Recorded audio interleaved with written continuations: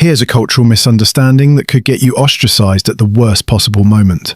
In Ghana, arriving at a funeral in black and crying quietly means you didn't love the deceased. In Poland, laughing or celebrating at a funeral is deeply disrespectful. Welcome to the mourning methods, where how you grieve can honor or insult the dead, depending on which culture you're in. Let's start with Ghanaian funerals, because calling them celebrations isn't metaphorical. They literally are celebrations. How so? Ghanaian funerals are massive, multi-day events with music, dancing, elaborate clothing, food, and genuine celebration. People wear bright colors, reds, whites, traditional kente cloth. There's live music, sometimes DJs, dancing, and the atmosphere feels more like a festival than mourning. That seems counterintuitive. Not in Ghanaian culture. Death isn't seen as an ending. It's a transition to the ancestral realm. If someone lived a good life, their funeral celebrates that life and honors their journey. Crying and sadness suggest you don't believe they're moving to a better place. So joy is the appropriate response. For elders who lived full lives, absolutely. The funeral is their final party, their send-off to join the ancestors. Being somber suggests you're mourning selfishly, sad for yourself, rather than happy for them. What about the actual ceremony? It can last 3 days or more. There's a wake with all-night drumming and dancing. The funeral service itself includes music and celebration. Then there's the burial, followed by more celebration. Family members often spend months planning these events. And the costs must be substantial. Enormous. Families save for years or go into debt to give their loved ones proper send-offs. It's not about the death. It's about honoring the life and ensuring they're remembered appropriately. What happens if you show up in black, crying? People would be confused and possibly offended. There's this Ghanaian American woman, Ama, whose mother passed away. Her American colleagues flew to Ghana for the funeral, expecting somber condolences.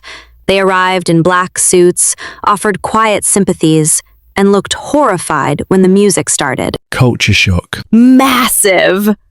Ama had to explain that their solemnity felt insulting, like they thought her mother's life wasn't worth celebrating. They were trying to be respectful by being quiet.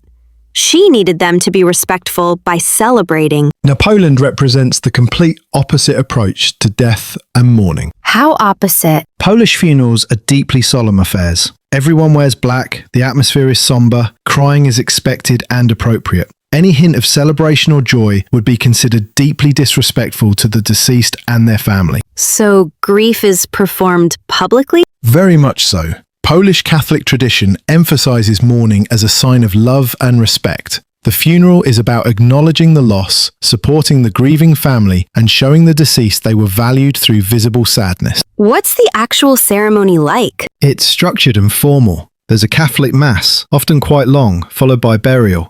Everyone dresses in black or dark colors. People speak in hushed tones. Physical expressions of grief, crying, visible sadness, are not only acceptable, but expected. So it's the opposite of Ghana.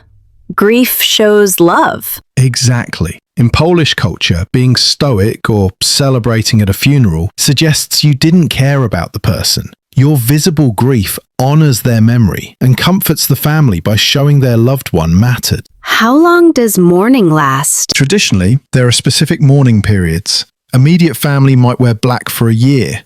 There are memorial masses at specific intervals, 40 days after death, then annually.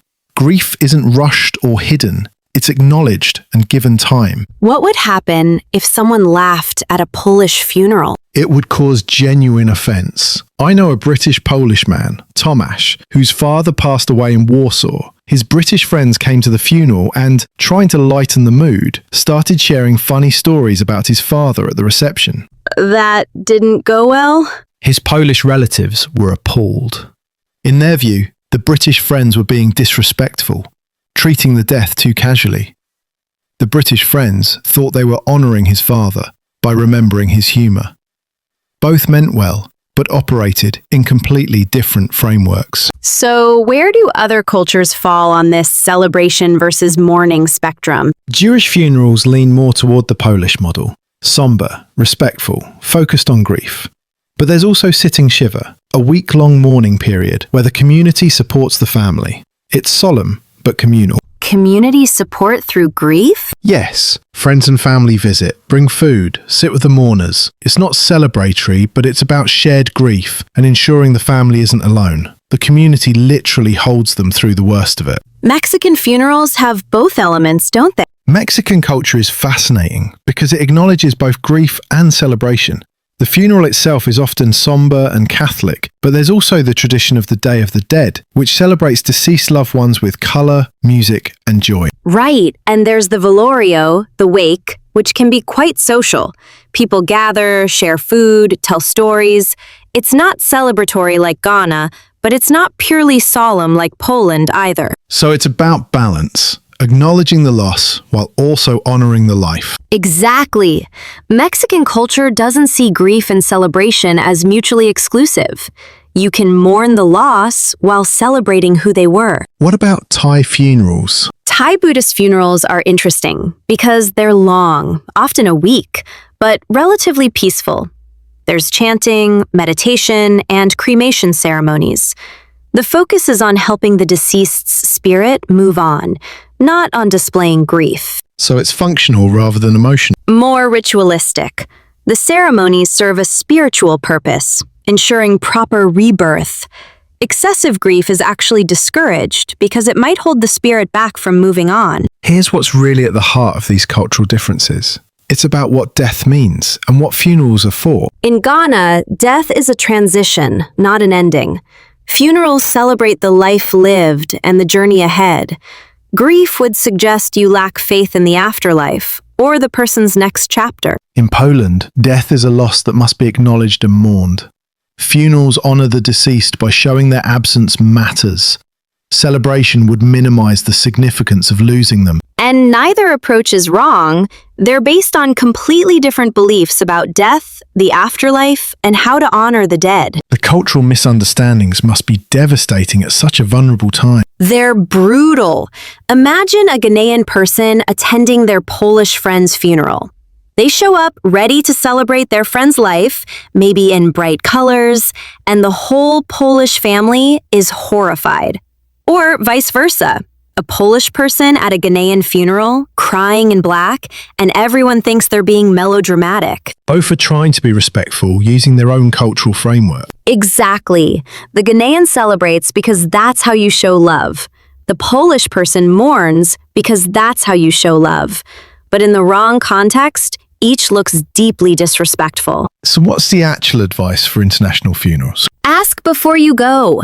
Literally, ask the family or someone familiar with the culture, what's appropriate to wear? How should I act? What does respect look like in this context? And follow their lead. If everyone's celebrating, celebrate. If everyone's somber, be somber. Don't impose your cultural grief template on someone else's mourning. Even if it feels completely wrong to you. Especially then, your discomfort doesn't override their cultural needs at their loved one's funeral. The mourning method isn't really about death. It's about belief. Whether you celebrate life or mourn loss, how you grieve reveals what you believe about death, the afterlife, and how to honor those who've passed. And whether bright colors are respectful or offensive. Welcome to International Funerals, where grief itself requires cultural translation. Thanks for watching this sensitive exploration of mourning across cultures.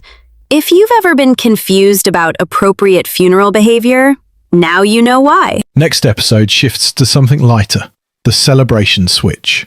Because if funerals are culturally complex, wait until you see birthday customs. In America, you throw your own party. In the Netherlands, guests celebrate you. Get that wrong and you look either self-absorbed or ungrateful. Subscribe for new episodes every Tuesday and Friday. And if you've navigated cross-cultural mourning or been surprised by funeral customs, share your experience in the comments. We appreciate you joining us for this important topic. Until next time, may your grief be culturally appropriate. And your presence bring comfort.